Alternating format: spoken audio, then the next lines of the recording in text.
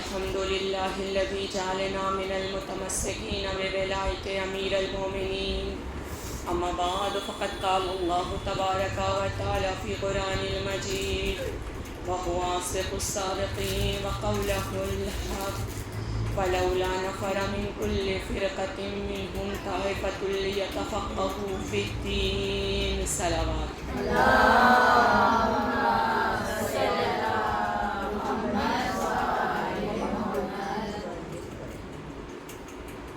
آزاداران مظلوم کربلا، پروردگار عالم کہ جس کے لیے تمام تعریف ہے، تمام حمد معبود برحق کے لیے ہے، تمام ستائش اس اللہ رب العزت کے لیے ہے کہ جس کے قبض قدرت میں ہماری جانیں ہیں. وہی پروردگار اپنی کتاب قرآن مجید کی سورہ توبہ آیت نمبر 122 میں ارشاد فرما رہا ہے کہ کیوں نہیں ہجرت کرتے ہو. ہجرت کرو ان جگہوں پر، ان مقامات پر ہجرت کرو جہاں پر تعلیمات دین دیا جاتا ہے، جہاں پر مرکز علم ہے، وہاں پر جاؤ اور وہاں سے تعلیمات کو حاصل کرو. پھر اپنے قبیلے میں، اپنی قوم میں، اپنے شہر، اپنے ملک واپس آ جاؤ اور آنے کے بعد لوگوں کو آگاہ کرو تعلیمات اسلام سے. کنیزان سیدہ، یہ تو پروردگار کا حتمی فیصلہ تھا کہ علم حاصل کرو اور پھر اپنے یہاں لوٹ کر آ کر علم کو نشر کرو. اس کے علاوہ جیسا کہ سلسلے وار بیان کیا جا رہا تھا کہ امام حسین علیہ السلام نے خود 8 ذی الحج کو میدان منی میں بھی خطبہ دیا اور اس خطبے میں مفصل علماء کے حالات کو بیان کیا ہے کہ علماء کو کس طرح کا ہونا چاہیے، لیکن علماء ہیں کیسے. مسلسل امام حسین کے کلمات کا ذکر کیا جا رہا تھا، اور اب تو امام حسین علیہ السلام کے کلمات کا جو حصہ ہے وہ اتنا حساس ہے کہ اس میں توضیح کی ضرورت ہی نہیں ہے. بس اس کا ترجمہ بتائیں گے تو آپ کو سمجھ میں آ جائے گا کہ اسلام اصل میں کیسا مذہب ہے. اسلام کیا ظلم برداشت کرنے کا مذہب ہے؟ اسلام کیا ظلم برداشت کر کے اور خاموش رہ جانے کا دین ہے؟ اسلام کیا اپنے حق کا سوال کرنے کا دین ہے یا نہیں ہے؟ امام اپنے خطبے میں اس طرح سے فرما رہے ہیں، صلوات پڑھنے پر محمد والے محمد.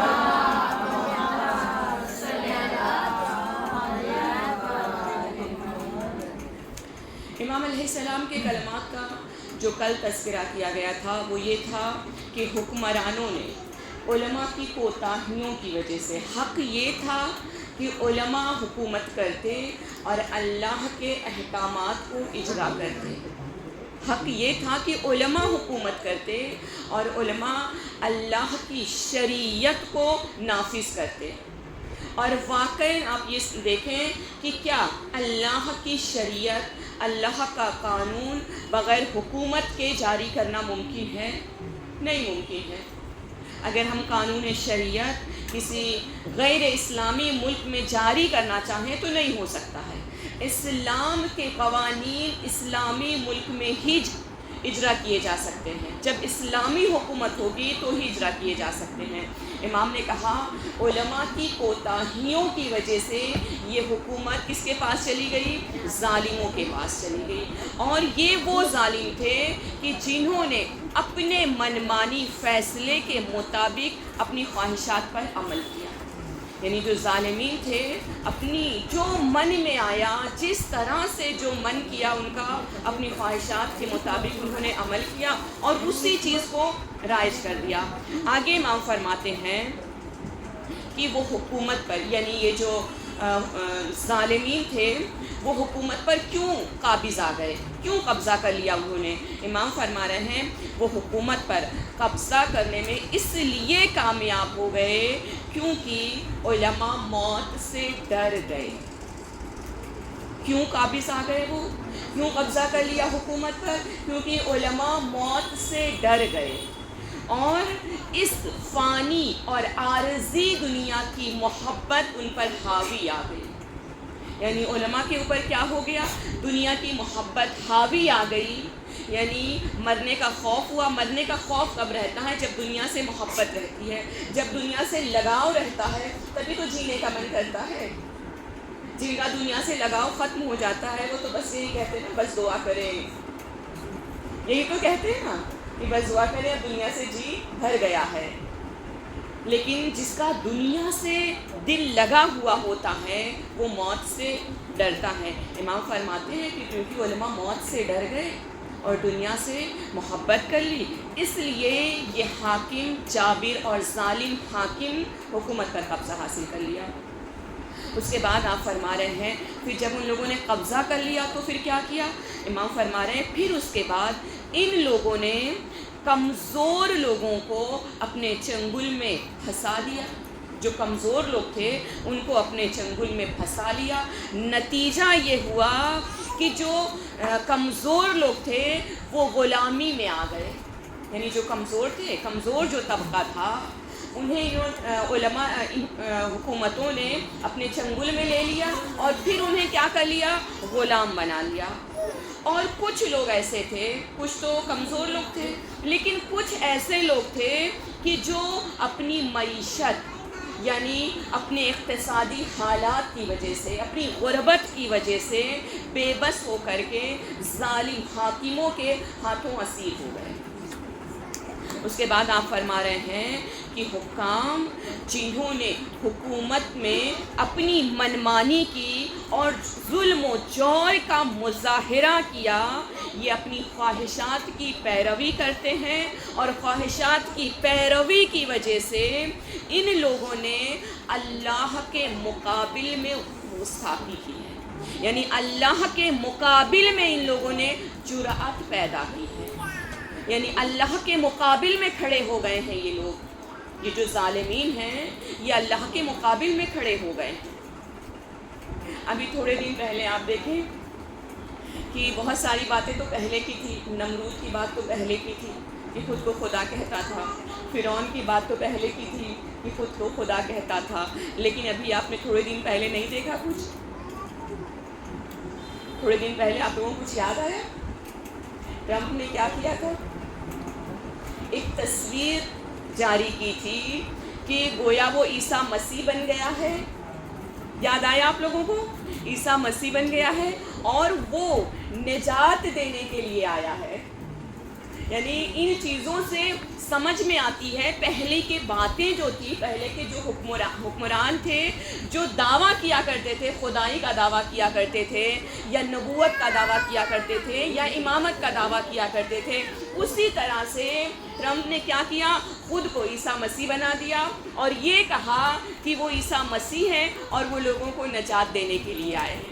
تھوڑی دیر تک اس نے اپنی ویب سائٹ پہ اسے رکھا، پھر اس کے بعد جب دنیا میں اس کی ہنسی ہونے لگی تو اس نے ڈیلیٹ کر دیا۔ یہی ہوا نا؟ تو امام فرما رہے ہیں کہ یہ انہوں نے اپنی خواہشات پر عمل کیا، جس کے نتیجے میں کچھ لوگ خدا کے مقابل میں آ گئے۔ اس کے بعد آپ فرما رہے ہیں، امام فرما رہے ہیں کہ ان لوگوں نے ہر شہر میں اپنا منبر پر ایک خطیب بٹھا دیا۔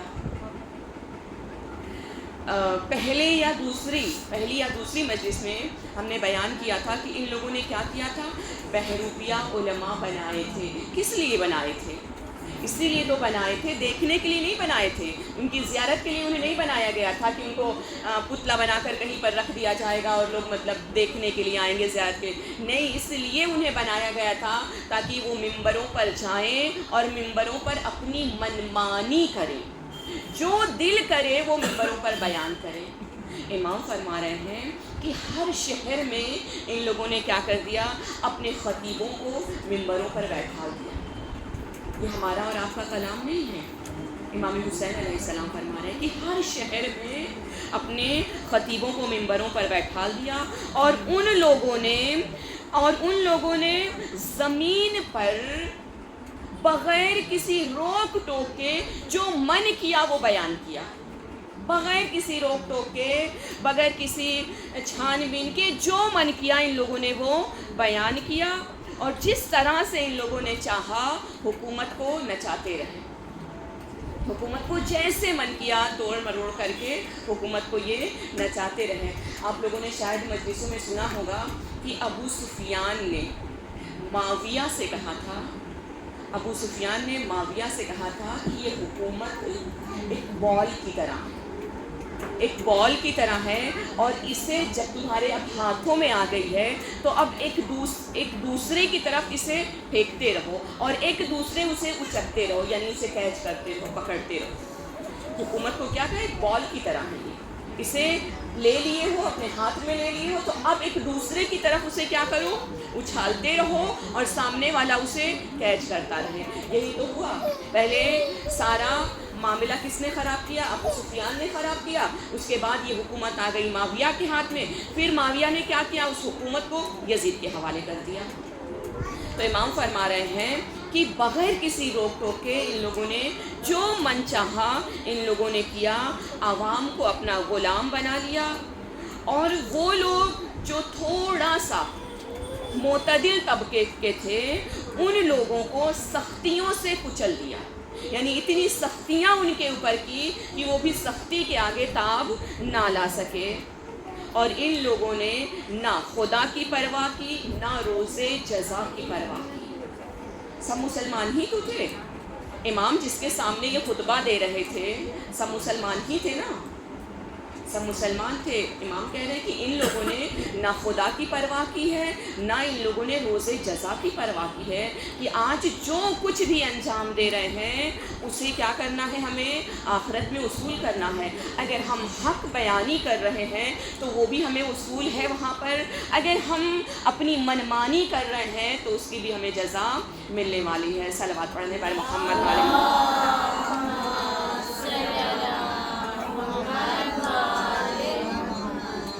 تو کنیزان سیدہ، یہاں تک امام حسین علیہ السلام کے کلمات تھے، ابھی بھی کافی رہ گئے ہیں لیکن اب زیادہ وقت نہیں بچا ہے کہ امام کے کلمات کا تذکرہ کیا جائے۔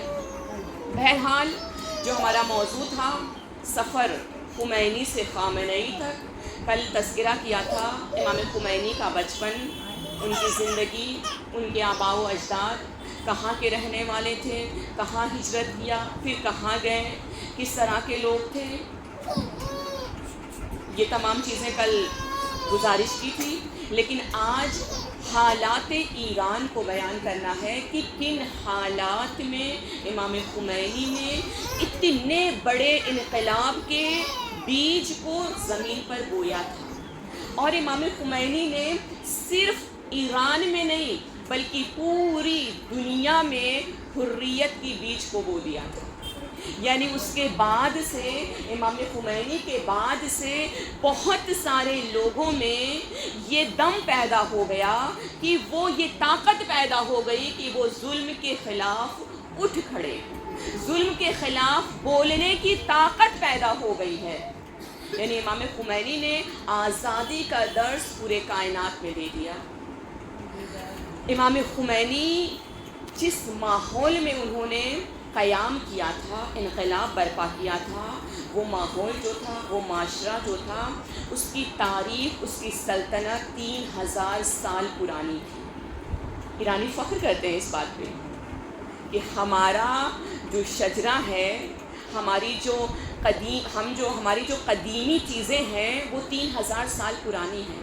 یعنی یوں کہہ دیا جائے کہ جناب مسیح کے آنے سے 550 سال پہلے سے ایران کی حکومت تھی۔ ایران میں تہذیب تھا، ایران میں تمدن تھا، اور سب سے زیادہ روئے زمین پر سب سے زیادہ شیعہ جو تھے وہ ایران میں پائے جاتے تھے۔ اور یہ ایران جو تھا وہ کس کا ملک تھا؟ سلمان فارسی کا۔ سلمان فارسی کا ملک تھا نا ایران۔ ایران سلمان فارسی کا ملک تھا، تہذیبوں کا ملک تھا، تمدن کا ملک تھا۔ لیکن ہمیں 3000 سال پرانی تاریخ آپ کے سامنے ذکر نہیں کرنا، کیونکہ 3000 پرانی تاریخ ذکر کرنے کے لیے کافی ٹائم لگ جائیں گے۔ بس 2 حکومتوں کا آپ کے سامنے ذکر کریں گے اور اس کے بعد انشاءاللہ کے تمام۔ امام خمینی نے جس حالات میں قیام کیا ہے، بس 2 حکومتوں کا ذکر کریں گے۔ ایک حکومت قاجار ہے اور ایک حکومت شہنشاہ پہلوی ہے. یہ دو حکومتیں ہیں، حکومت قاجار اور حکومت شہنشاہ پہلوی. حکومت قاجار جو تھی وہ حکومت قاجار تقریباً 1789 یعنی 1789 سے قاجاریوں کی حکومت تھی. قاجاریوں نے حکومت کی تھی 1789 سے کہ انہوں نے حکومت کی تھی 1925 تک، یعنی 1925 تک کس نے حکومت کی تھی؟ قاجاریوں نے کی تھی. پھر 1925 سے حکومت پہلوی کے ہاتھوں میں آ گئی، یعنی شہنشاہ پہلوی جس سے امام خمینی نے مقابلہ کیا تھا. بہت آرام سے بتائیں تاکہ آپ کی سمجھ میں آ جائے، لیکن واقعاً آپ لوگوں کو ہم سلام کرتے ہیں کہ آپ لوگوں نے بہت ہی زیادہ ذوق اور شوق سے سنا ہے، اس لیے ہمارا بھی بیان کرنے میں من لگا، ورنہ ہمیں تو ایسا لگ رہا تھا کہ کہیں ایسا نہ ہو کہ بیچ میں بھی موضوع بدلنا پڑ جائے. لیکن واقعاً آپ لوگوں نے بہت ہی اچھے سے سنا ہے. انشاءاللہ کی شہزادی اس کا صلہ آپ لوگوں کو ضرور دیں گی. تو بس دو حکومتوں کا ذکر کرنا ہے. ایک قاجار ہے، قاجار حکومت جو تھی وہ کب سے تھی؟ 1889 سے 1789 سے تھی حکومت قاجار، اور حکومت قاجار نے حکومت کی تھی 1925 تک. پھر 1925 سے، یعنی ابھی 26 چل رہا ہے نا، 2026 چل رہا ہے، اس نے حکومت کب تک کی تھی؟ 1925 تک، یعنی 101 سال پہلے کی بات ہے.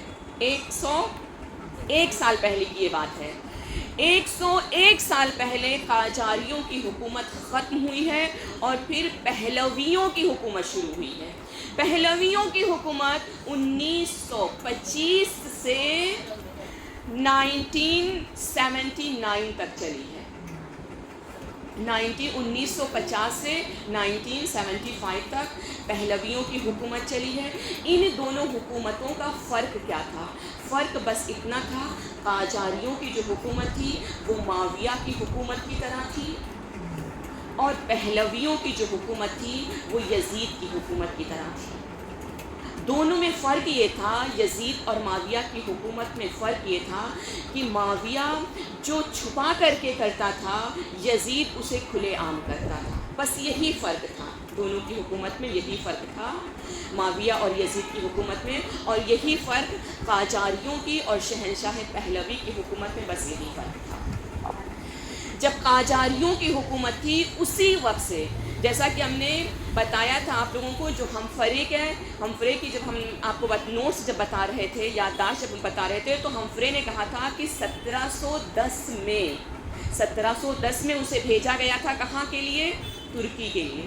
ترکی کے لیے اسے بھیجا گیا تھا 1710 میں، یعنی برطانیہ حکومت 1800 سے لے کر کے 1900 تک ایران پر مکمل قبضہ حاصل کر لیا تھا. برطانوی حکومت نے قبضہ حاصل کر لیا تھا ایران پر، اور پھر اس کے بعد یہ شہنشاہ پہلوی نے قاجاریوں کو یہ کہہ کر کے شکست دی کہ یہ قاجاری حکومت جو ہے یہ جو خارجی لوگ ہیں، یعنی جو باہر کے ملک کے لوگ ہیں، ان کا مانتی ہے، یعنی اپنا کچھ نہیں کرتی ہے. جو باہر کی حکومت ہے، باہر کی حکومتیں ہمارے ملک میں دخالت کر رہی ہیں، یہ کہہ کر نعرہ لگایا کہ باہر کی حکومتیں ہمارے ملک میں دخالت کر رہی ہیں. اس کے بعد یہ شہنشاہ پہلوی کی حکومت آ گئی. لوگ قاجار کے خلاف ہو گئے، شہنشاہ پہلوی کی حکومت آ گئی.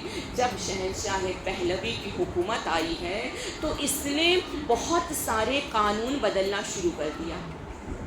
جو قانون بدلے ہیں اس نے 1927 میں، یعنی 1925 میں یہ برسر اقتدار آیا ہے. کون آیا؟ شاہ پہلوی. 1925 میں برسر اقتدار آیا ہے، اور 1927 میں جو اس نے سب سے پہلا قانون بنایا ہے، یہ بنایا کہ آج کے بعد سے ایران میں فرانسی عدالت کا قانون رائج کیا جائے گا. یعنی جو فرانس میں عدالتی قانون ہے وہی قانون ایران میں رائج کیا جائے گا.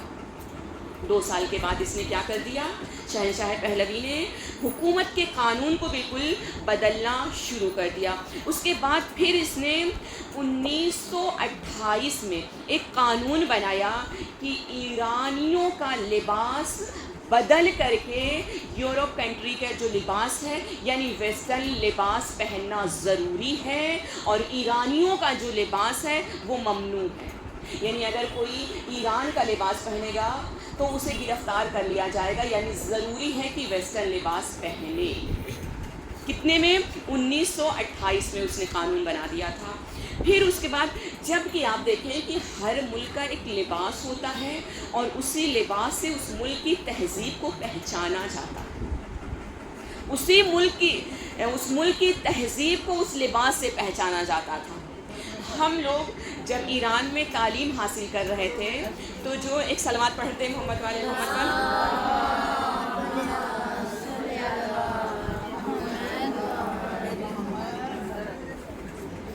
ہم جب ایران میں تعلیم حاصل کر رہے تھے اس وقت جو سب سے بہترین لباس مانا جاتا تھا وہ ہم انڈین کا مانا جاتا تھا۔ سب سے بہترین لباس ہم انڈین کا مانا جاتا تھا کہ کتنا تہذیب والا لباس ہم انڈین کا ہے۔ یہاں تک کہ پاکستانیوں کے لباس کو بھی اتنا اچھا نہیں مانا جاتا تھا، اس لیے کیونکہ پاکستان کی جو مطلب خواہران تھی ان کے جو لباس اس ٹائم ان کے یہاں جو مطلب فیشن رہا ہوگا اس ٹائم پر، ان کا لباس اس طرح سے تھا کہ ان کے کرتے تھوڑا چھوٹے ہوا کرتے تھے اور پائچے تھوڑا سا اوپر کر کے پہنتی تھی وہ لوگ۔ جو خواہران پاکستان جایا کرتی تھی تو جتنی بار جاتی تھی الگ الگ طرح کا لے کر کے آتی تھی، پہنتی تھی، لیکن سب سے شریفانہ لباس انڈین کا، ہندیوں کا مانا جاتا تھا۔ اور یہ ہمارے جو اساتذہ تھے وہ خود کہا کرتے تھے کہ آپ لوگوں کا لباس کتنا اچھا لگتا ہے۔ تو ہر ملک اپنے لباس کے ذریعے سے، اپنی تہذیبوں کے ذریعے سے ہر ملک پہچانا جاتا ہے۔ قانون لایا اس نے 1928 میں قانون لایا کہ اب ایران میں ایرانیوں کا لباس ممنوع ہو گیا ہے، ویسٹرن لباس پہنا جائے گا۔ پھر اس کے بعد اسی میں یعنی 1928 میں ہی ایک قانون اور لایا کہ ایرانیوں کے اوپر واجب ہے یعنی لازمی ہے کہ ویسٹرن میں جس طرح کی ٹوپی پہنی جاتی ہے وہ پہننا پڑے گا۔ یعنی بالکل کلچر بدلا جا رہا ہے، ایران کا کلچر بالکل بدلا جا رہا ہے۔ پھر اس کے بعد اس نے کیا کیا، 1930 میں یعنی 2 سال کے بعد 1930 میں یہ کہا کہ اب اسکولوں میں، مدرسوں میں مدرسہ تعلیمات دین دینا واجب نہیں۔ یعنی ایران کا یہ قانون تھا کہ جو پری پرائمری جو رہتے تھے اس میں دین کی تعلیم دی جاتی، یعنی دین کی تعلیم کے ذریعے بچوں کو بیسک سکھایا جاتا تھا، یعنی انہیں لکھنا پڑھنا جو سکھایا جاتا تھا وہ دین کی تعلیم کے ذریعے سکھایا جاتا تھا۔ جیسے ہمارے یہاں تنظیم المکاتب ہے، اس طرح سے ایران میں جو پری پرائمری رہتا تھا دینی تعلیمات کے ذریعے سے انہیں یہ بیسک چیزیں سکھائی جاتی تھیں۔ رضا شاہ پہلوی نے 1930 میں اسے ممنوع قرار دے دیا گیا، اسے ممنوع قرار دے دیا۔ یعنی اب کیا کہا، اب یہ کہ اب جو اسٹوری وغیرہ وہ بالکل بدل جائے کتابوں سے، اب دینی یعنی اب اگر اس میں مباہلہ ہے تو وہ بدل دیا جائے، اب اس میں اگر غدیر کا تذکرہ ہے تو وہ بدل دیا جائے، اس میں اگر قرآن کے واقعات ہیں تو انہیں بدل دیے جائیں۔ 1930 میں یہ قانون آ گیا کہ اب یہ بدل دیا جائے گا۔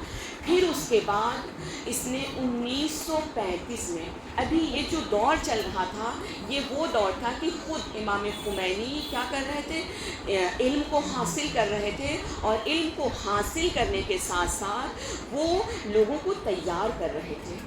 امام خمینی کی ولادت کب ہوئی تھی؟ 1900 کتنے میں بتایا تھا؟ 1902 میں۔ 1902 میں یہ بات کب کی چل رہی ہے؟ 1935 کی، یعنی ابھی امام خمینی کی عمر کتنی ہے؟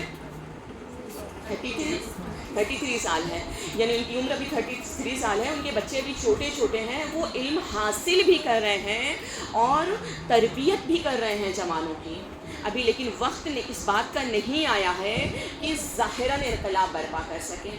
پھر اس کے بعد 1935 میں جو حد اس نے کر دیا، 1935 میں ایک قانون لایا کہ اب پورے ایران میں اسلامی حجاب پر پابندی ہے، اور اسلامی حجاب ایران میں کیا تھا؟ چادر تھی۔ اس نے کہا کہ اب ایران میں چادر پہننے پر پابندی ہے، اور یہی نہیں ہوا کہ بس قانون بنا دیا گیا اور بتا دیا گیا کہ پابندی ہے، نہیں، بلکہ حکومت کے جو لوگ تھے، ان کے جو سپاہی تھے، جب بھی انہیں کوئی خاتون چادر میں دکھتی تھی تو ان کی چادروں کو باقاعدہ کھینچ لیا کرتے تھے۔ جب ان لوگوں نے خواتین کے سروں سے چادریں کھینچنا شروع کیا، یعنی یہ 100 سال پہلے کی اب بات نہیں ہے، اب ہم کس میں آ گئے ہیں؟ 1935 میں آ گئے ہیں۔ کون سا ابھی چل رہا ہے؟ 2026 چل رہا ہے۔ اب یہ 100 سال پہلے کی بات نہیں بتا رہے آپ کو، 1935 کی بتا رہے۔ 1935 میں یہ قانون بنایا شاہ پہلوی نے کہ اگر کوئی ایرانی خاتون چادر پہنتی ہے تو ان کی چادر کو کھینچ لیا جائے گا۔ جب اس نے یہ قانون بنایا تو بہت ساری خواتین اور بہت سارے علماء نے احتجاج کرنا شروع کیا، اور سب سے زیادہ جو احتجاج ہوا تھا وہ مشہد میں ہوا تھا۔ مشہد میں بتاتے ہیں کہ اس احتجاج میں کم سے کم 400 صاحب امامہ علماء کا قتل کیا تھا، یعنی صرف اس چادر کے لیے۔ اور خواتین کو کتنا قتل کیا تھا، یعنی جو بھی خواتین احتجاج کر رہی تھی، مظاہرے کر رہی تھی، پروٹیسٹ کر رہی تھی، انہیں کتنی تعداد میں قتل کیا گیا تھا، ان کی تعداد قابل شمارش نہیں تھی، یعنی ان کی لاشوں کو اس طرح سے وہ کر دیا گیا تھا کہ قابل شمارش نہیں تھی کہ کتنی خواتین کو اس زمانے میں قتل کیا تھا۔ ابھی 100 سال کی بات نہیں، 100 سال کے اندر کی بات ہے۔ اور علماء پر یہ پابندی لگا دی گئی تھی کہ اب علماء جو ہیں وہ اپنا جو روحانی لباس ہے، یعنی عبا قبا اور امامہ جو ہے، وہ ایران میں ممنوع ہو گیا، یعنی ایران میں اب علماء عبا قبا اور امامے کے ساتھ روڈ پر نہیں چل سکتے ہیں، سڑک پر نہیں چل سکتے، نہ کوئی خاتون چادر کے ساتھ سڑک پر چل سکتی ہیں۔ اس کے بعد یہ قانون اسی طرح سے بنتا رہا۔ یہ وہ دور چل رہا تھا کہ جس دور میں امام خمینی لوگوں کی تربیت کر رہے تھے، لوگوں کو بیدار کر رہے تھے، لوگوں کے ذہنوں کو بیدار کر رہے تھے، جوانوں کو تیار کر رہے تھے ایک ایسے انقلاب کے لیے کہ جب یہ سب کے سب جب تیار ہو جائیں گے تو رضا شاہ پہلوی سے مقابلہ کرنا آسان ہو جائے گا۔ کیونکہ دیکھیں، ہمیشہ جو طاقت ہوتی ہے وہ حکومت کے پاس ہوتی ہے، اسلحے جو ہوتے ہیں وہ حکومت کے پاس ہوتی ہے۔ عوام تو بیچاری نہتھی ہوتی ہے، نہ عوام کے پاس طاقت ہوتی ہے، نہ عوام کے پاس اسلحے ہوتے ہیں، لیکن عوام کے پاس اگر کوئی چیز ہوتی ہے نا تو وہ ان کا خون ہوتا ہے، جو اپنے خون کے ذریعے سے اپنے انقلاب کے درخت کو آبیاری کرتے ہیں، اور یہی ان کا خون ہوتا ہے جس کے آگے اسلحہ بھی جھک جاتا ہے، جس کے آگے تمام طاقتیں بھی جھک جاتی ہیں، اور جس کی بہترین مثال کربلا ہے۔ کربلا میں کتنے کا مجمع تھا؟ 9 لاکھ کا مجمع تھا۔ لیکن معلوم یہ ہوا کہ جو کم لوگ ہوتے ہیں نا، ان کے خون میں ایسا اثر رہتا ہے کہ ان کا انقلاب، ان کی محنتیں کبھی رائگاں نہیں جاتی ہیں۔ پھر اس کے بعد 1935 میں یہ قانون بنا، پھر اسی طرح سے یہ چلتا رہا۔ جبکہ رضا شاہ پہلوی کو خبر ہو گئی تھی کہ امام خمینی وہ ہیں کہ جو رضا شاہ پہلوی کی حکومت کے موافق نہیں ہیں، اسے خبر تھی اس بات کی۔ پھر اس کے بعد 1959 میں یعنی 1959 میں ایک قانون بنایا رضا شاہ نے۔ قانون یہ تھا کہ جو مزدور ہیں، یعنی مزدوروں کو حق نہیں ہے کہ وہ پروٹیسٹ کریں اپنے حق کے مطالبے کے لیے، یا وہ احتجاج کریں، پروٹیسٹ کریں اپنے حق کے لیے، وہ آواز نہیں بلند کر سکتے ہیں، جلسہ نہیں کر سکتے اپنے حق کے لیے۔ اور اسی میں یعنی 1959 میں اسرائیلی حکومت کو تسلیم کیا تھا، کیونکہ اس وقت بہت سارے ملکوں نے، کیونکہ اسرائیل اس وقت ہر ملک نے اسرائیل کو ایک رسمی ملک شمار نہیں کیا تھا، لیکن ایران نے اسے ایک حکومت تسلیم کر لیا تھا۔ رضا شاہ پہلوی نے اسے ایک ملک تسلیم کر لیا تھا، اور اپنے جو مطلب یہ تیل تھا، بے پناہ تیل اسرائیل کو دینا شروع کر دیا تھا ایران نے۔ اور پھر اس کے بعد ایک اور قانون بنایا کہ شاہی فوج کے جو افسر ہوں گے ان کی تعلیم اور تربیت اور ان کی ٹریننگ جو ہوگی وہ اسرائیل میں ہوگی۔ یعنی کس طرح سے وہ کیا کر رہا تھا، اس انقلاب کو جسے اسے بھنک لگ گئی تھی، امام خمینی کے نظریے کی اسے بھنک لگ گئی تھی، اسی نظریے پہ جیت پانے کے لیے، کامیاب ہونے کے لیے یہ سب کچھ کر رہا تھا کہ ایران کے جو افسر ہوں گے، فوج کے جو افسر ہوں گے، ان کی ٹریننگ کہاں ہوگی؟ اسرائیل میں ہوگی۔ اور پھر اس کے بعد اسی میں قانون بنایا کہ اب ایران کے اندر جو حلف نامہ لیا جاتا ہے، یعنی جب کوئی کسی پوسٹ پر فائز ہوتا ہے تو حلف نامہ لیا جاتا ہے نا، قرآن پر ہاتھ رکھ کر کے قسم کھائی جاتی ہے کہ جو کچھ بھی ہم کریں گے، کیا کریں گے؟ سچ کریں گے، سچ بولیں گے، جو ہمارے حقوق ہیں ہم اسے ادا کریں گے۔ تو ایران میں یہاں تو شاید میرے خیال سے جو لاء کی کتاب ہے اس پہ ہاتھ رکھ کے قسم کھائی جاتی ہے نا، یہی تو ہے نا، جو یہاں کے لاء یعنی جو قانون کی کتاب ہے اس پہ ہاتھ رکھ کے قسم کھائی جاتی ہے، یا پھر گیتا وغیرہ پہ کھائی جاتی ہے۔ لیکن ایران میں جو قسم اٹھائی جاتی تھی، یعنی اگر کوئی حاکم بنتا تھا تو جو قسم حلف نامہ جو اٹھایا تھا قرآن پر ہاتھ رکھ کے اٹھایا جاتا تھا۔ اس نے اسے بدل دیا اور یہ کہا کہ اب ایران کے اندر قرآن پر ہاتھ رکھ کر کے حلف نامہ نہیں اٹھایا جائے گا، یعنی 1959 میں یہ قانون بنا۔ پھر اس کے بعد غضب اس نے کب کر دیا؟ غضب اس نے کیا 1962 میں یہ غضب کیا، ایک قانون لے کر کے آیا۔ قانون یہ تھا کہ امریکہ کا جو امریکہ کے لوگ ہیں ایران کے اندر، ان کے اوپر ایرانی قانون لاگو نہیں ہوگا، لیکن اگر کوئی ایرانی امریکہ کے حق میں بدسلوکی کر دے گا تو اسے سخت سے سخت سزا دی جائے گی۔ یعنی اس کو صاف لفظوں میں بیان اس طرح سے کر دیا جائے کہ قانون بنایا گیا کہ اگر امریکہ کسی ایرانی کو قتل کر دے گا تو امریکہ والوں سے پوچھ تاچھ نہیں کی جائے گی، لیکن اگر کوئی ایرانی امریکی کتوں کو بھی مار دے گا تو ایرانیوں کو سخت سے سخت سزا دی جائے گی۔ یہ قانون بنایا گیا۔ جب یہ قانون بنایا گیا ہے 1962 میں، جب یہ قانون بنایا گیا ہے، اب اس قانون کے بعد امام خمینی سے رہا نہیں گیا۔ امام خمینی جو مدرسہ فیضیہ جو ایران گئے ہوں گے، انہوں نے دیکھا ہوگا کہ بالکل حرم سے ملا ہوا ہے، حرم بی بی معصومہ سے بالکل ملا ہوا ہے، اور دونوں کا جو صحن ہے مدرسہ فیضیہ کا اور بی بی معصومہ کا جو حرم ہے، جہاں سے آپ لوگ بازار کے لیے نکلتے ہیں، بازار سے یاد آ جائے گا وہ صحن آپ لوگوں کو، بازار کے لیے نکلتے ہیں، بالکل وہی صحن ہے مدرسہ فیضیہ کا نکلنے کا، اور وہی صحن حرم بی بی معصومہ کا ہے۔ امام خمینی اس وقت 1962 میں امام خمینی درس دیا کرتے تھے وہاں پر۔ جب یہ قانون آیا تو امام خمینی مدرسہ فیضیہ میں گئے، اور جانے کے بعد امام خمینی نے جانے کے بعد ایک تقریر کی، اور تقریر کرنے میں جب تقریر آپ نے کی تو آپ نے کیا کہا اپنی تقریر میں؟ آپ نے کہا کہ میرا دل درد سے پھٹ رہا ہے، اس قدر میرا دل گرفتہ ہے۔ دل گرفتہ کہتے ہیں نا کہ جیسے بہت ساری چیزیں دل میں بھری ہوں تو اسے کہتے ہیں دل گرفتہ۔ میرا دل درد سے پھٹ رہا ہے، میرا دل گرفتہ ہے، اور موت کے دن میں گن رہا ہوں۔ اس شخص نے یعنی رضا شاہ نے ہمیں بیچ ڈالا ہے، اور ایران کی عظمتوں کو اس نے پامال کر دیا ہے، اور ہمیں امریکی کتے کے برابر لا کر کھڑا کر دیا ہے۔ امام خمینی کہہ رہے ہیں کہ اس نے ہم ایرانیوں کو امریکی کتوں کے برابر میں لا کر کے کھڑا کر دیا ہے۔ اے نجف، اے قم، اے مشہد، اے تہران، اے شیراز کے لوگوں، کیا اب بھی تم خاموش رہو گے؟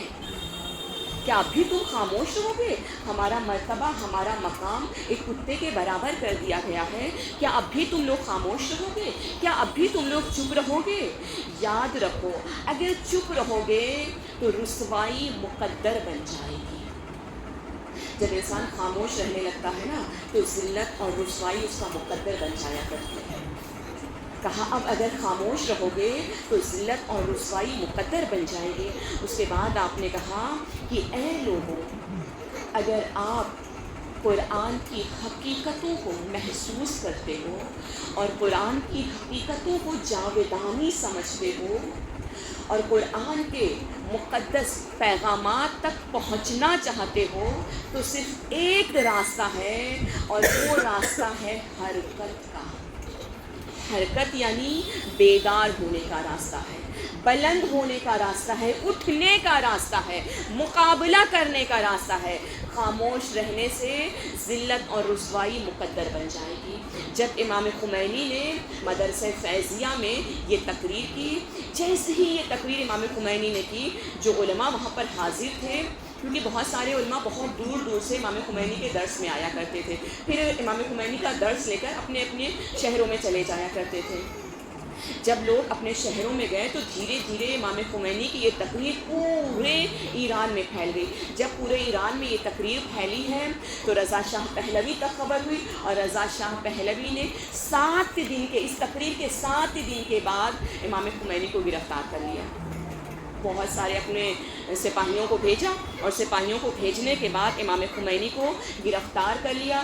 گرفتار کرنے کے بعد 19 دن تک اس نے امام خمینی کو وہاں رکھا جہاں اس کے سپاہیوں کے افسران رہا کرتے تھے، وہاں رکھا۔ پھر اس کے بعد امام خمینی کو ایک ایسی کوٹری میں قید کر دیا تھا کہ جس کوٹری میں نہ دن اور رات سمجھ میں آتا تھا، نہ اس کوٹری میں ہوا کا گزر تھا۔ امام خمینی خود کہتے ہیں، وہ کہتے تھے کہ مجھے ہم لوگ مسائل میں پڑھا کرتے ہیں نا، جناب سکینہ کہ یہ سب مسائل میں پڑھا کرتے ہیں۔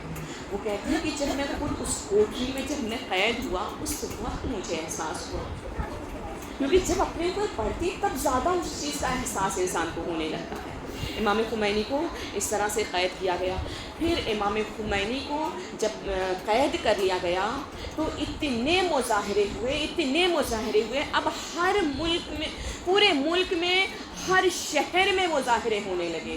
اور جب امام خمینی کے قید ہونے کی خبر خواتین کو ملی، ابھی تک تو خواتین خاموش تھیں، لیکن جب امام خمینی کے قید ہونے کی خبر خواتین کو ملی تو وہ خواتین جن کا کام گھر کی ذمہ داریاں اٹھانا تھا، بچوں کی تربیت کرنا تھا، اب ان خواتین نے اپنے معصوم بچوں کو چادروں سے اپنی پیٹھ پر باندھ کر کے اب اپنے گھروں سے باہر نکل آئیں امام خمینی کی رہائی کے لیے۔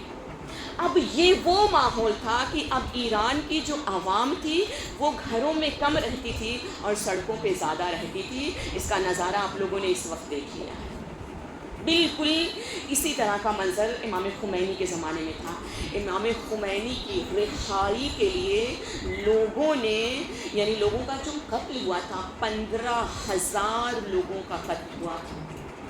جب امام خمینی، کیونکہ وہ قید تھے، لیکن جس وقت انہیں پتہ یہ چلا کہ اتنے لوگوں کو اس لیے قتل کر دیا گیا کیونکہ وہ پروٹیسٹ کر رہے ہیں امام خمینی کی رہائی کے لیے، تو امام خمینی نے کہا کہ میں اس بات کو گوارا نہیں کرتا ہوں کہ میری ذات کے لیے کوئی رضا شاہ پہلوی کے پاس جائے یا کسی ایک کا بھی خون بہے، مجھے یہ گوارا نہیں ہے۔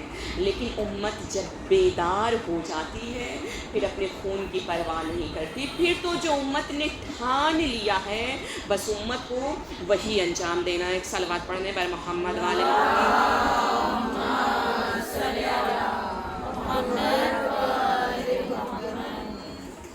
پھر 11 مہینے کے بعد، اور جب 11 مہینے کے بعد امام خمینی کو رہا کیا گیا اس کوٹری سے، 11 مہینے کے بعد امام خمینی کو نکالا گیا ہے۔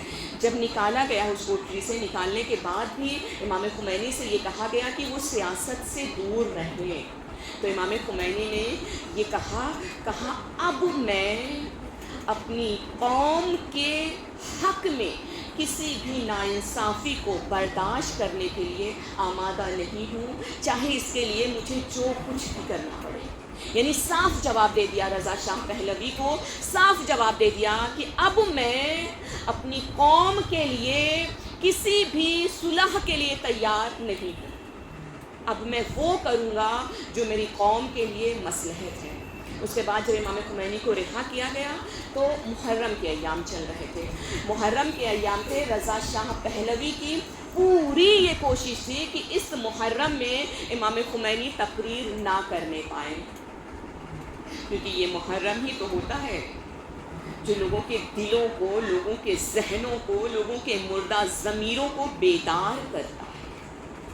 اس کی پوری کوشش یہ تھی، رضا شاہ پہلوی کی کوشش یہ تھی کہ اس محرم میں امام خمینی تقریر نہ کریں، پوری کوشش کیا، لیکن امام خمینی روز عاشور کے دن امام خمینی منبر پر گئے، پوری یعنی حکومت کے جو لوگ تھے وہ عوام کے لباس میں تھے اور اپنے لباس کے نیچے اسلحے چھپا کر کے لوگوں کے مجمع میں بیٹھے ہوئے تھے، لیکن امام خمینی نے اپنے جان کی پرواہ نہ کرتے ہوئے روز عاشور تقریر کی، اور تقریر جیسے ہی کہ امام خمینی نے تقریر کرنے کے بعد ایک بھگدڑ مچ گئی، لوگوں کا قتل و غارت ہونے لگا، یہاں تک کہ مدرسہ فیضیہ میں جو طالبات علم تھے، یعنی جو علمی دین حاصل کر رہے تھے، اس میں بہت سے مجتہدین بھی تھے، بہت سے فقیہ بھی تھے، بہت سے جوان بھی تھے، بہت سے جو ابھی نئے نئے علم حاصل کرنے گئے تھے، اتنے لوگوں کو قتل کیا گیا تھا کہ بتاتے ہیں کہ خون کا نالا بہہ رہا تھا، اور جتنے لوگوں کو یہ قتل کر سکتے تھے انہوں نے قتل کیا تھا، جن کو قتل نہیں کر سکتے تھے، یعنی قتل کرنے میں تو ایک وقت لگتا ہے، انہوں نے چھت پر لے گئے، مدرسہ فیضیہ کی چھت پر لے جا کر کے، اور چھت پر سے علماؤں کو گرا دیا کرتے تھے۔ بہت سال پہلے کی بات نہیں ہے، تقریباً 47 ایئرس ہو گئے ہیں کامیابی کے، تو بس اسی کے درمیان کی یہ بات ہے، علماء کو چھتوں پر سے پھینک دیا جاتا ہے۔ یہ تمام چیزیں ہوئیں۔ امام خمینی رات میں جب اپنے گھر گئے تو گھر جانے کے بعد اپنے بیٹے کے گھر پہ گئے تھے، ان کے بیٹے کے گھر سے انہیں گرفتار کیا گیا، اور گرفتار کر کے سیدھا انہیں مہر آباد ایئرپورٹ پہ لایا گیا، اور مہر آباد کے ایئرپورٹ سے سیدھا انہیں جلا وطن کر دیا گیا۔ سب سے پہلے انہیں ترکی بھیجا گیا، اور ترکی میں انہیں اس وقت تنہا بھیجا گیا تھا، ان کے گھر کے کسی ممبر کو نہیں بھیجا گیا تھا۔ جب امام خمینی چلے گئے وہاں پر، انہیں جلا وطن کر دیا گیا، تو اب امام خمینی کے جو بیٹے تھے مصطفیٰ خمینی نے یہ قیادت سنبھالی، یعنی اپنے بابا کی قیادت کو مصطفیٰ خمینی نے سنبھال لیا، اور جس رات میں امام خمینی کو قید کیا گیا تھا، پھر جو صبح ہوئی تھی اور جب یہ خبر پھیلی تھی، تو اس شام کو شام علم کے نام سے ایران کی تاریخ میں بیان کیا جاتا ہے۔ شام علم یعنی غموں کی شام کے عنوان سے اس 5 جون تھی شاید سے، 5 جون کی شام کو شام علم کے نام سے جانا جاتا ہے۔ اس دن اتنے لوگوں کا خون بہایا گیا تھا کہ بس ایک میڈیا کا ایک شخص تھا، اس نے جب رپورٹ بھیجی اپنے ملک، تو اس نے رپورٹ میں یہ لکھا کہ ایران کے حالات ایسے ہیں کہ بالکل کربلا جیسے ہیں، کہ حکومت اگر کسی چیز کو، یعنی صرف انسان کو نہیں، اگر کسی چیز کو بھی حرکت کرتا دیکھتی ہے تو اس پہ ٹینکر چلا دیا کرتی ہے، اور شاہ نے لوگوں کے اوپر صرف گنوں سے نہیں بلکہ زندہ لوگوں کے اوپر جو مجمع رہتا تھا، بس اسی مجمع پر ٹینکر چلا دیا کرتے تھے۔ یعنی اتنا کہ جو انقلاب آیا ہے، امام خمینی کہتے ہیں نا کہ ہمارے شہروں کو ویران کر دیا گیا ہے، ہماری قبروں کو آباد کر دیا گیا ہے، لیکن اس انقلاب کے بعد آپ دیکھیں، اب ایران جائیں، دیکھیں کیا ایک جنت کا ٹکڑا نہیں لگتا ہے، یعنی ایران جانے کے بعد واپس آنے کا من ہی نہیں کرتا ہے۔ میرے خیال سے وقت زیادہ ہو چکا ہے، ورنہ مصطفیٰ خمینی کے بارے میں تھوڑا سا ذکر کرتے، اگر آپ لوگوں کے پاس وقت ہے تو تھوڑا سا ذکر کر دیں، کیونکہ پھر کل آخری رہے گی۔ اس کے بعد مصطفیٰ خمینی وہ تھے کہ جنہوں نے اپنی تعلیمات جو دینی تعلیمات تھی وہ 15 سال کی عمر سے شروع کی تھی۔ جب وہ 15 سال کے تھے، مصطفیٰ خمینی نے اپنی دینی تعلیمات شروع کی تھی۔ جب وہ 27 سال کے ہوئے تھے تو وہ مجتہد بن گئے تھے، یعنی درجہ اجتہاد پر وہ پہنچ گئے تھے 27 سال کی عمر میں۔ اور جب امام خمینی کو جلا وطن کر دیا گیا تو امام خمینی کی جگہ مصطفیٰ خمینی آ گئے، اور انہوں نے امام خمینی کی طرح انہوں نے تقریریں کرنا شروع کی، انہوں نے لوگوں کو بیدار کیا۔ اور یہ مصطفیٰ خمینی جو تھے وہ ہمارے رہبر کے، یعنی ہمارے جو رہبر تھے شہید ہو گئے ہیں اس وقت، ان کے بہت اچھے دوست تھے، دونوں تقریباً ہم سے تھے اور بہت اچھے دوست تھے دونوں۔ دونوں کے درمیان بہت اچھا وہ تھا. مصطفیٰ خمینی، اس کے بعد پھر مصطفیٰ خمینی کو ایک ہفتے کے اندر اندر مصطفیٰ خمینی کو بھی جلا وطن کر کے ترکی بھیج دیا گیا. ترکی میں یہ مستقل نگرانی میں تھے. پھر اس کے بعد ان لوگوں کو ترکی سے ان لوگوں کو نجف بھیج دیا گیا، عراق بھیجا گیا. امام خمینی کو عراق بھیجا گیا. عراق جب انہیں بھیجا جاتا ہے تو اسی عراق میں، کیونکہ امام خمینی کے جو بیٹے تھے بالکل ایسا تھا کہ امام خمینی کے بعد اگر کوئی سربراہ ہوگا تو وہ مصطفیٰ خمینی ہوں گے، اسی لیے انہیں نجف میں زہر کے ذریعے سے قتل کر دیا گیا مصطفیٰ خمینی کو. اور وہ بھی کس طرح سے قتل کیا گیا کہ بس رات میں کچھ لوگ ان کے گھر پر آئے اور یہ کہہ کر کے آئے کہ مہمان ہیں. اور پھر اس کے بعد کیونکہ مصطفیٰ خمینی صرف تھے وہاں پر، مہمان کے عنوان سے ان کے گھر پر آئے. پھر اس کے بعد جب مہمان چلے گئے اور ان کی جو زوجہ تھی جب وہ اپنے شوہر کے پاس گئی تو دیکھا کہ وہ بیٹھے ہوئے گردن ایک طرف جھکی ہوئی ہے. تو انہوں نے آواز دینا شروع کیا. جب کئی آواز دی اور انہوں نے کوئی جواب نہیں دیا تو تھوڑا اور قریب آئی کہ بیٹھے ہیں اور پھر بھی جواب نہیں دے رہے. جب اور قریب آئی اور ہلایا تو جب ہلایا تو بس وہ ایک طرف اس لیے قتل کیا گیا کیونکہ یہ آگے جا کر کے اس قیادت کو سنبھالنے والے تھے. تو کنیزان سیدہ جو امام حسین علیہ السلام فرما رہے ہیں کہ علماء نے اپنی جان کا خوف کیا اور اپنی جان کے ڈر کی وجہ سے، موت کی وجہ سے حکومت کو ظالموں کے حوالے کر دیا ہے. شاید امام خمینی نے امام کے اسی خطبے سے تأثی لی تھی اور انقلاب کو برپا کیا تھا، اور اس راہ میں ہر قربانی دینے کے لیے امام خمینی تیار تھے. کنیزان سیدہ، بس اب دامن وقت میں گنجائش نہیں، ورنہ ان کے بارے میں تھوڑا سا اور تذکرہ کرتے ہیں آپ کے سامنے. وقت تو بہت تیزی سے گزر گیا، لیکن واقعاً آپ لوگوں کو سلام ہے کہ بہت اچھے سے آپ لوگوں نے اس پورے عشرے کو بہت ہی اچھے سے آپ لوگوں نے سنا ہے. انشاءاللہ کہ شہزادی آپ لوگوں کا اس کا آج دیں گی. ارباب اعضاء، آج محرم کی 8 تاریخ ہو گئی ہے.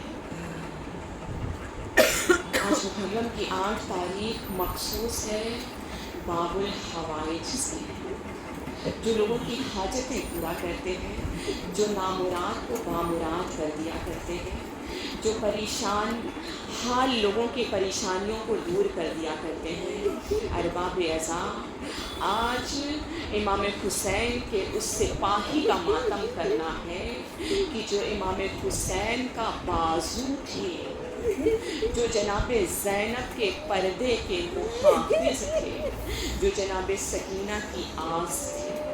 ارباب اعضاء، روایت بتاتی ہے کہ جب عصر عاشور آتی ہے، ایک ایک انصار، ایک ایک اصحاب جب اپنی جان قربان کر چکے نا، مولا عباس بار بار امام حسین کی خدمت میں آتے تھے. آقا، جگر کے ٹکڑے قربان ہو رہے ہیں، مجھے بھی اب مرنے کی اجازت دیجیے.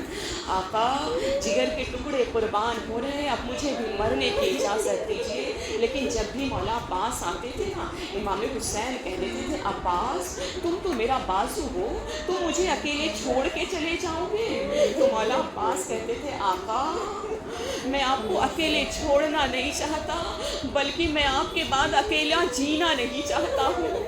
ارباب اعضاء، کئی مرتبہ مولا عباس امام حسین کے پاس آئے مگر امام حسین نے اجازت نہیں دی. بس ایک مرتبہ مولا عباس اپنے ہاتھوں کو جوڑ کر امام حسین کی خدمت میں آئے. آ کر کہتے ہیں، آقا اب غلام سے جیا نہیں جا رہا ہے، اب غلام کو اجازت دے دیجئے. بس اسی اثنا میں ایک مرتبہ بچوں کی صدائیں بلند ہو گئی، العطاش العطاش، ہائے پیاس مارے ڈال رہی ہے، ہائے پیاس مارے ڈال رہی ہے. جیسے ہی اس آواز کا آنا تھا نا، امام حسین نے کہا، عباس پہلے بچوں کی پیاس بجھا دو، عباس پہلے بچوں کی پیاس بجھاؤ پھر لڑنے کے لیے جانا. ارباب اعضاء، ذرا سوچئے گا کہ جس کا سن تقریباً 34 34-35 سال کا ہو گیا ہے.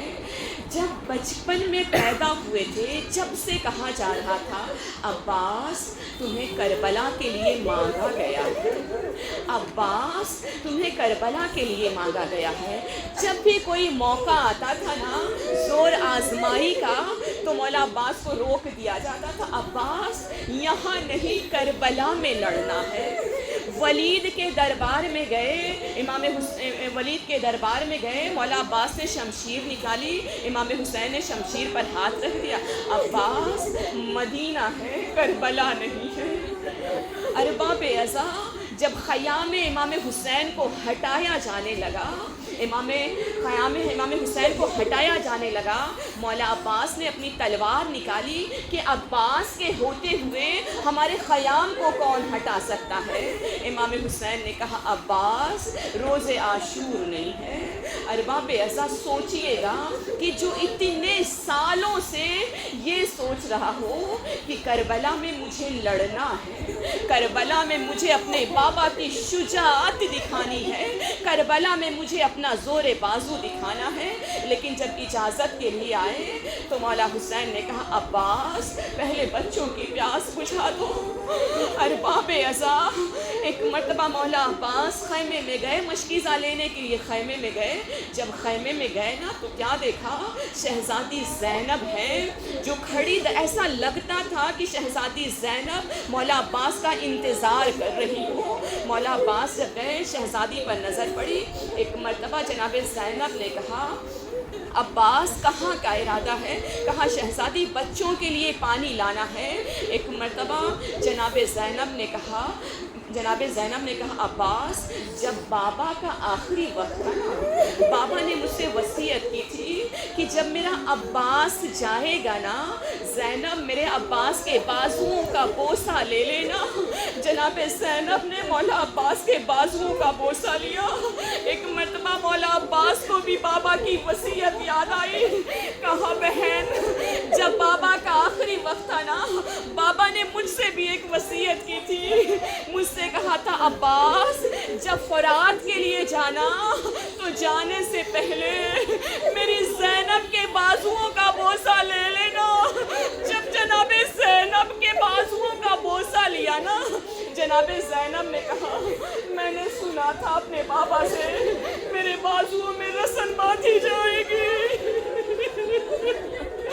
لیکن جب سے میں اپنے عباس کو دیکھتی تھی میں یہی سوچتی تھی کہ جس کے پاس عباس جیسا بھائی ہو اس کی بہن کے شانوں میں رسن کون باندھے گا.